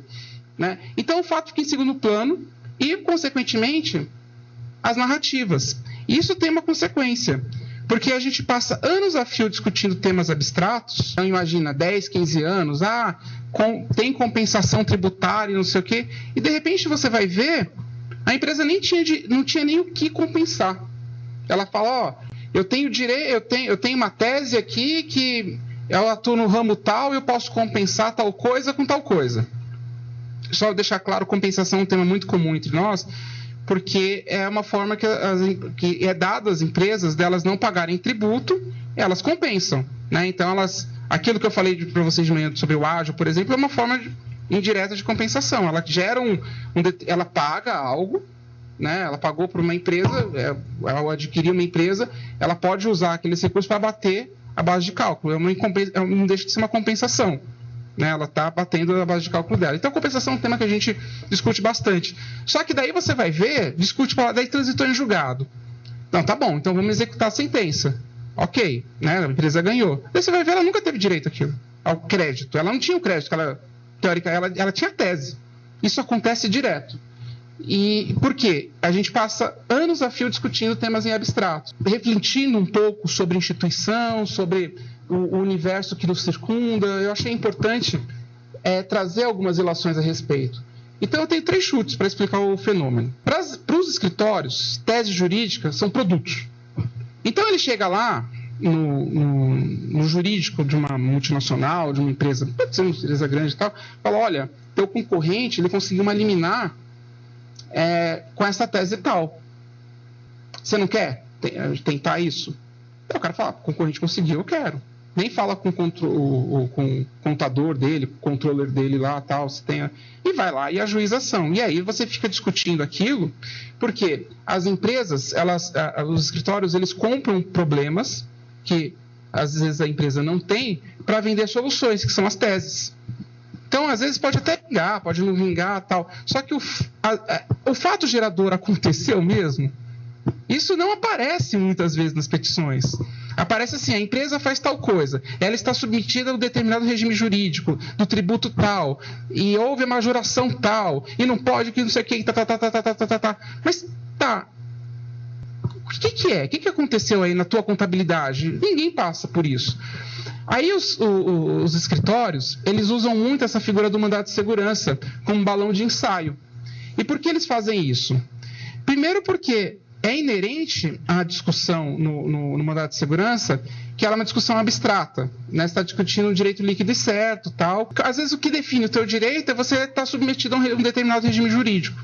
Não é porque você praticou o fato gerador. E muitos desses mandados de segurança são preventivos. Porque eu não quero ser autuado pela Receita. Daí vem lá a Receita que nem sabe se vai autuar ou não, já fala, tá errado. Daí vem a Procuradoria da Fazenda, tá errado mesmo. Mas era mesmo, ia acontecer alguma coisa? Né? Às vezes eu olho para alguns mandados de segurança preventiva e aconteceu isso que a empresa especulou que ia acontecer. A Receita mesmo, ela também para ficar, né, não ter problema, ela vai e fala que ele não tem direito. Daí chega o procurador da Fazenda e vai na mesma linha. Mas será que é isso mesmo? Do ponto de vista processual, o mandado de segurança ele é mais barato, porque ele não gera sucumbência. Então, deu tudo errado. Aí, beleza, a empresa pode desistir, não vai gerar coisa julgada material e bola para frente. Deu certo. Transitou em julgado, gerou coisa julgada material e ela tem lá um título judicial que protege a contabilidade dela, por exemplo. E tem o risco controlado, porque o Supremo formou uma jurisprudência que eu acho esquisitíssima, mas ela é assim mesmo, que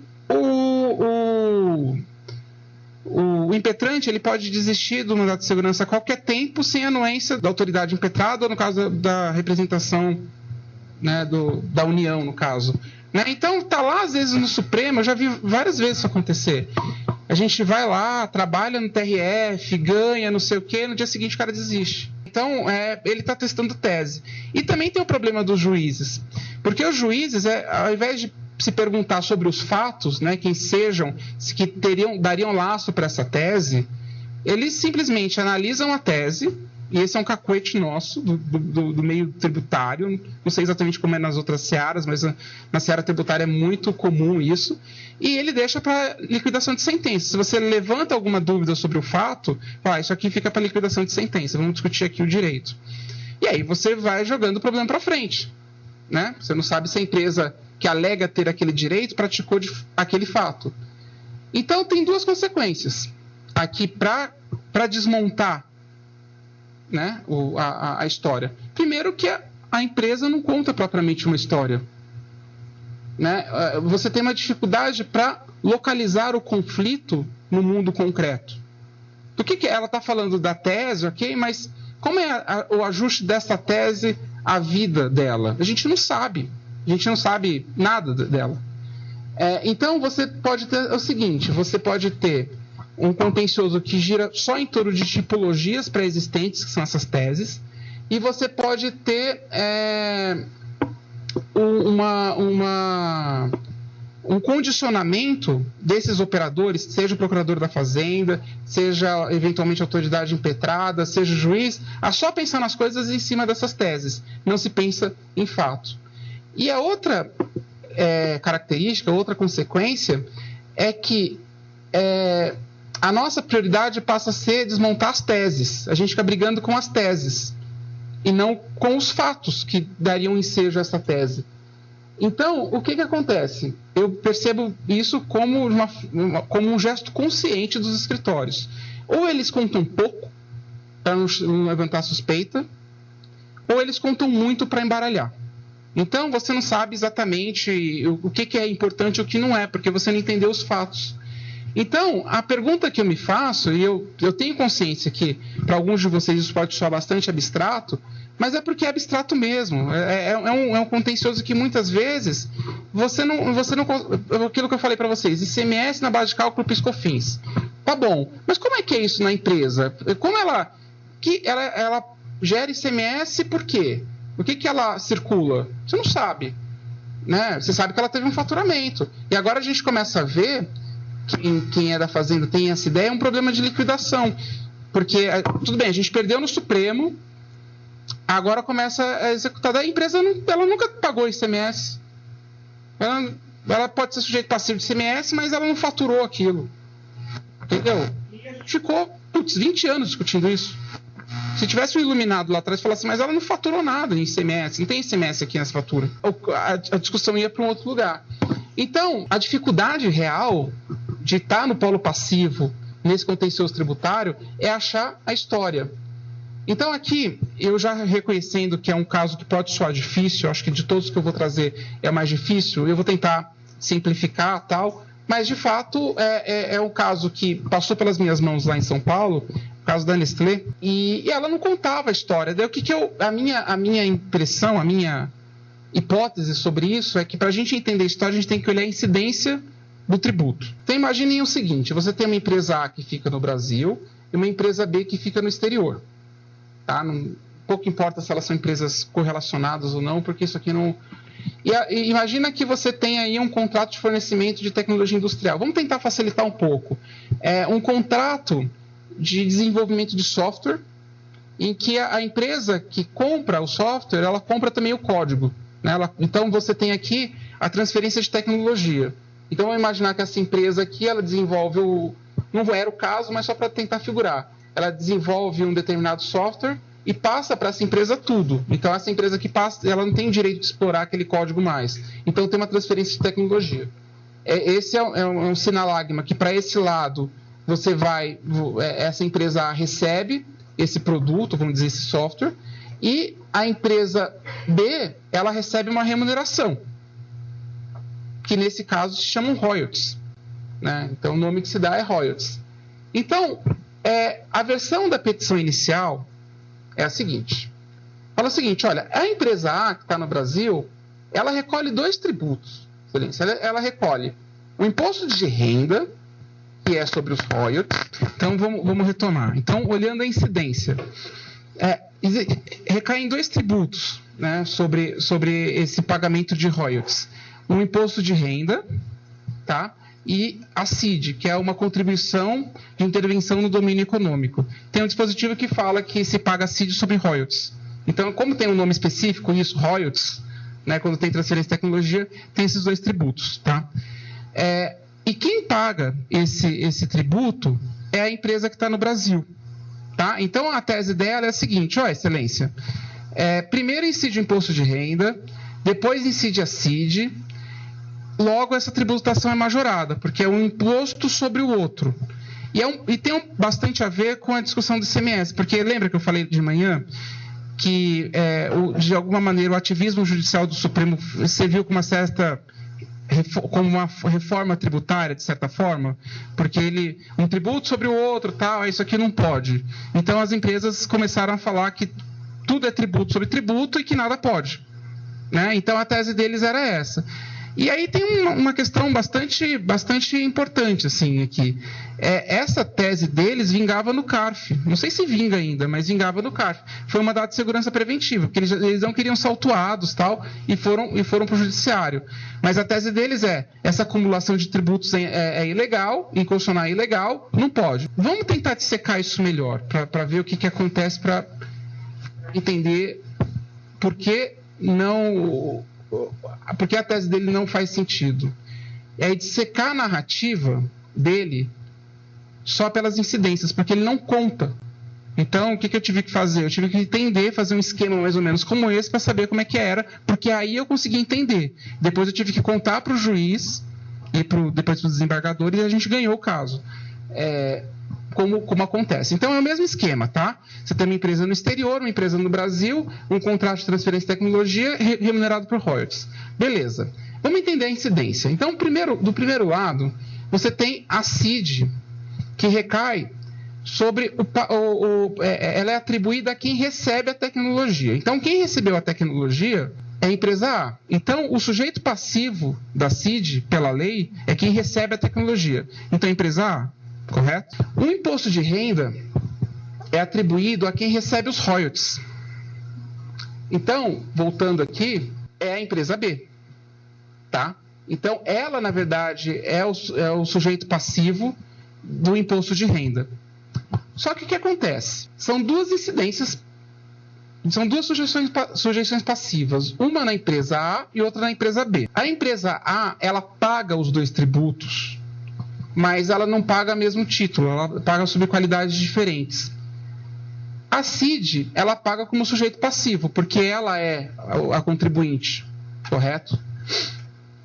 O imposto de renda, ela paga como substituta tributária. E aí, qual que é a ratio disso? Qual que é a lógica? Como a gente vai cobrar essa empresa B no exterior? Então, logo na remessa, o que acontece? Da mesma maneira que a União retém o seu imposto de renda me repassa para ela mesma, né? Mas como empregador retém o imposto de renda do empregado e passa para a União, ele não é o sujeito passivo, ele é o substituto tributário. Então ele responde por isso, e pegar parte daquela folha, não pagar para o empregado e pagar para um terceiro. Aqui é a mesma coisa. Ao invés de mandar 100% para a empresa B, a empresa A, ela paga uma parte pega uma parte desse valor a título de imposto de renda. Então, são duas qualidades distintas. Então, na verdade, são duas incidências simultâneas. Não é um tributo sobre o outro. O que eles falam malandramente? Como a empresa A paga tudo, daí ele fala o seguinte, olha, eu pago o CID primeiro, depois eu tenho que pagar ainda o imposto de renda. Então, eu estou pagando mais tributo. Aí, o que eu tentei fazer? Mostrando, né, e é óbvio que ele não fala, tentando entender a incidência, que uma coisa não tem nada a ver com a outra, porque a incidência é simultânea. Para ser tributo sobre tributo, tem que ter primeiro ICMS, por exemplo, e depois ter PIS/COFINS. É essa a dinâmica. A coisa não acontece simultaneamente, como acontece aqui. Então, o que acontece aqui é que a tese jurídica dele, na verdade, não atende os fatos. A incidência. E a gente olha muito pouco para isso. Então, aqui a gente ganhou um caso, simplesmente ele me negligenciou o que acontecia. Ele veio com uma tese de tributo sobre tributo, que impressionava. Tinha entendimento do CARF. Falei, bom, eu quase liguei lá para a Receita e falei, ele tem razão. Eu falei, mas calma aí, deixa eu entender o que está acontecendo. E o que estava acontecendo é justamente isso. Ele embaralha as coisas, de propósito. Né? E esse caso a gente ganhou. Eu sei que é mais difícil de entender, mas confia em mim. Isso acontece muito no nosso contencioso, em que a União está no polo passivo. Acontece bastante e a gente fica discutindo tese, e não discute os fatos. E se a gente não discute os fatos, a gente não consegue desmontar, eu acho que a contento, a versão geral que envolve fato e tese do contribuinte. Sendo que, quando nós estamos no polo ativo, vamos formar grupo econômico, nós nos expomos de maneira efetiva contando fatos. Daí os contribuintes, quando eles nos atacam, eles falam, esse fato não tem nada a ver, porque isso e aquilo. Então, é uma coisa um pouco maluca, né? Porque você tem todo um ergitar, né? Você tem toda uma discussão sem fatos, mas é o que realmente acontece. Então é isso. Eu faço aqui algumas referências. Aqui o livro do Harari, né, o Homo Sapiens, eu acho que é uma leitura bem interessante. O Herói de Mil Faces, do Campbell. A jornada do escritor. E para quem tem interesse em roteiro, tem N livros de roteiro. O que eu usei aqui, que me pareceu mais acessível, é da criação do roteiro do Doc Comparato. E é isso. Obrigado, estou à disposição para quem quiser conversar e agradeço pela paciência. Só pontuar a palestra muito bem explicada, que talvez nós tenhamos um fato que seja uma exceção à estrutura tão bem demonstrada, que no consultivo, pareceres, notas, tudo acredito que deva seguir, mas no PAD especificamente, quanto ao primeiro ciclo lá, a questão da ênfase na antecipação. Acredito que no PAD, faz um tempinho que eu já estou fora, mas acho que ainda essa sistemática se enfatiza muito que não se deve antecipar. Até porque o relatório do PAD ele é construído no tempo. É sugestivo, assim, mas com relação à questão da antecipação, é justamente pensando na outra parte para evitar a impugnação, que seria o caso da antecipação de juízo. Até porque o relatório do PAD ele é construído no tempo, assim, para evitar retrabalho, se vai construindo ele paralelamente ao desenrolar. Mas é só isso, assim, apesar de que eu também não estou trabalhando com PAD no momento, pode ser que os colegas já tenham uma nova visão, tudo é dinâmico, mas quando eu saí do PAD, se tinha essa visão muito clara. E é aquela exceção que se diz que confirma a regra. Talvez só no PAD não se deva ter a ênfase na antecipação. Quero fazer, na verdade, mostrar como o trabalho é realmente complexo, assim, entendeu? O trabalho de advogado, quem trabalha com texto e tal, a gente não valoriza isso, essa dificuldade. Eu acho que a gente passa muito batido. E outra coisa, eu acho que a gente sofre calado. Né? No silêncio do computador, tal, a gente não divide com ninguém, talvez até porque a nossa tradição fala, não, isso é escrever, você tem que saber, tal. Não é bem assim. Né? Mais do que escrever, a gente tem que lidar hoje em dia na vida profissional uma demanda nova, e talvez ela seja silenciosa, igualmente silenciosa, que é estruturar. Você não aprende a estruturar ainda em nenhum lugar. E aí, quando você lida com textos, fatos e circunstâncias complexas, você tem que tomar algumas decisões nisso. E saiba que, dependendo da decisão que você toma, tem uma repercussão. Como eu citei, por exemplo, o caso de sair ajuizando cautelar contra todo mundo e você está responsabilizando uma coisa séria, pô. Né? Pessoas que podem não ter a ver, né, com a história. Né? E mais do que isso, né, expondo o teu cliente, né, a união a honorários, né, a sucumbência, tem um custo esse descuido, não sei exatamente como nominar, mas eu acho que isso dá muito grau do nosso trabalho. Né? Acho que acho que faz parte, inclusive, de um certo resgate de uma autoestima. Né? Falar, pô, verdade, né? Se eu parar para pensar, eu posso chegar em casa e contar para as pessoas do meu convívio que eu faço coisas realmente bastante relevantes. Mas é que a gente entra num modo automático de, às vezes, não, é assim mesmo. E as dificuldades a gente não compartilha, a gente vai, tese isso, tese aquilo e tal. Pô, mas escrever é difícil pra caramba, eu acho, pelo menos, né? Eu estou aqui falando de escrita basicamente 5 horas, quase 6 horas. Então, e ficam muitas questões. Mas a minha, sei lá, o meu...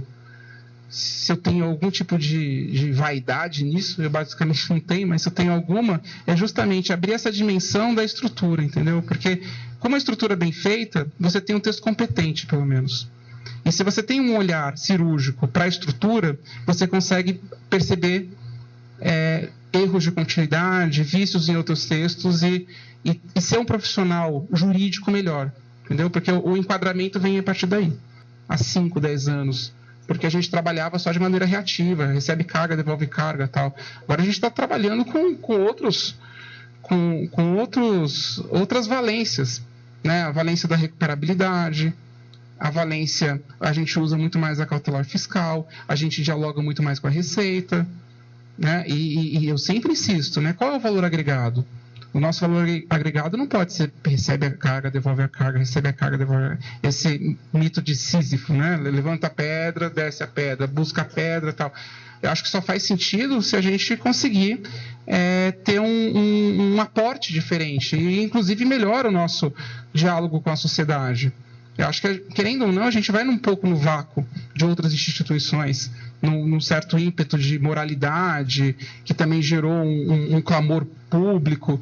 E acho que a PGFN, de quem eu posso falar, da instituição que eu posso falar com maior propriedade, ela entra nesse vácuo, mas ela entra hoje de uma maneira mais competente, ela tem acesso a sistemas, tem pessoas que entendem de TI, tem pessoas que conseguem interpretar melhor dados financeiros.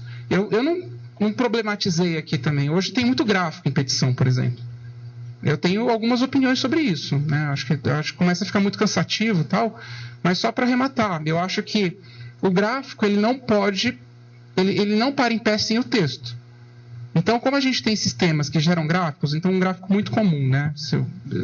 Vocês têm prestado bastante atenção no que eu falei, assim, é muito comum uma empresa morrer e outra empresa ocupar o lugar dessa e vamos dizer, ela se subroga no faturamento da outra. E no gráfico você vê direitinho. Uma empresa, o faturamento caindo e a outra que foi criada ontem subindo, dentro dessa temporalidade. Então, os colegas usam muito esses recursos, né? Já vi gráfico de nuvem, eles vão ficando mais complexos. Os empregados que estavam aqui e agora estão aqui e tal. Acho tudo isso válido, só que a gente não pode prescindir do texto. A questão, às vezes, é até geracional. Então, os colegas lá em São Paulo que trabalham com os juízes de primeira instância, que são mais novos, o cara adora o gráfico, ele vai entendendo, tal, não sei o quê. Mas o desembargador reclama. Quando eu vou despachar, o que aconteceu aqui? Eu não estou entendendo direito e tal. A gente tem que lidar também com esse gradiente, né? Com essa variação toda. E eu acho que o meio termo é você saber escolher o gráfico e colocar o texto e tal. Enfim, tem muita coisa para discutir, mas eu tenho certeza que tudo é atravessado pela ideia de você contar bem uma história. E por que raios a gente perdeu o sentido disso na nossa tradição jurídica? Eu não vou responder isso, eu não sei responder isso, mas eu sei constatar isso. E eu sei dizer que o que eu procurei apresentar para vocês, pelo menos nessa segunda fala, né, acho que mais nessa segunda fala, é algo bem diferente do que normalmente se vê. Se não for exatamente isso, se eu estiver equivocado em relação às referências, mas pelo menos eu plantei, eu acho que dá para plantar não uma dúvida, mas um senso de relevância em relação aos fatos. Se a questão vamos cortar, né, se eu estou preocupado com o tamanho de relatório e tal, numa certa hierarquia, talvez os seus fatos sejam mais importantes do que o direito que eventualmente você desenvolva, seja lá onde for. A qualificação jurídica e tal. A coisa vai parar em pé no fato. Então é isso que eu queria passar. E com esse senso de importância presente, tem técnica para isso. Obrigado. Boa tarde.